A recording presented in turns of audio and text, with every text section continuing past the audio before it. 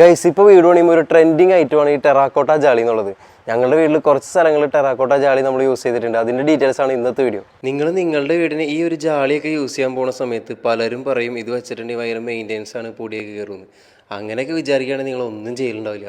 ഇതൊരു ഭംഗിക്ക് വയ്ക്കുന്നത് മാത്രമല്ല, ഇതുകൊണ്ട് ഒരുപാട് ഉപകാരങ്ങളുണ്ട്.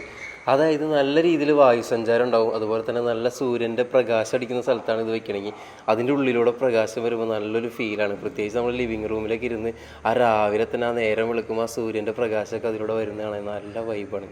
ഞങ്ങൾ ഈ ജാളിയോടെ ഫിറ്റ് ചെയ്തത് വീട് പണിയുടെ അവസാന ഘട്ടത്തിലാണ്. എല്ലാവരും അങ്ങനെ തന്നെ ചെയ്യുന്നതാണ് നല്ലത്. അല്ലെങ്കിൽ ഇതുമ്പോൾ ആകെ പെയിൻറ്റും സിമെൻറ്റൊക്കെ വീണ് വൃത്തിയാടാവും. ക്ലീനിങ് ഇത്തിരി പാടാണ്.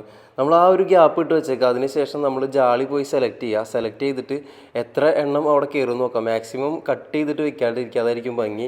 എന്നിട്ട് ബാക്കി വരുന്ന ഏരിയയിൽ നമ്മൾ സിമെൻറ്റ് ഇട്ടിട്ട് ഒരു ബീഡിങ് വെച്ച് കൊടുത്താൽ മതി. നമ്മൾ ഈ ജാളി ഫിറ്റ് ചെയ്തെന്ന് പറഞ്ഞിട്ടുണ്ടെങ്കിൽ ടൈലൊട്ടിക്കുന്ന പശില്ലേ, അത് വെച്ചിട്ടാണ് ഫിറ്റ് ചെയ്തത്. അതുപോലെ തന്നെ മുകളിൽ ബാൽക്കണിയിൽ നമ്മൾ മെറ്റൽ ഫ്രെയിം വെച്ചിട്ടുണ്ട്. അപ്പോൾ ആ മെറ്റൽ ഫ്രെയിം വരുന്ന സൈഡിൽ MC വെച്ചിട്ടാണ് ഫിറ്റ് ചെയ്തത്. ഇത് ഫിറ്റ് ചെയ്യാൻ വേറെ വലിയ പണിക്കാരോടൊന്നും ആവശ്യമില്ല. ഞങ്ങളുടെ വീട് പണിത നമ്മുടെ വീടിൻ്റെ കോൺട്രാക്ട് എടുത്ത ഗ്രീൻ ഹോം ബിൽഡേഴ്സിനാണ് ഞങ്ങൾക്ക് ഇത് ഫിറ്റ് ചെയ്ത് തന്നത്. അവർ നല്ല വൃത്തിയായിട്ട് ഇത് ഫിറ്റ് ചെയ്ത് തന്നു. അതുപോലെ തന്നെ ഇതിൻ്റെ ഇടയിൽ ഗ്യാപ്പിലൊക്കെ നമ്മൾ എന്താ പറയുക, റെഡ് ഓക്സൈഡ് വെച്ചിട്ട് ഫില്ല് ചെയ്യണം. അതിനുശേഷം ക്ലിയർ അടിക്കണം. ക്ലിയർ കോട്ട് അടിക്കുന്നത് നിർബന്ധം കേട്ടോ, എന്നാലാണ് അതിനൊരു ഫിനിഷിങ് കിട്ടുള്ളൂ.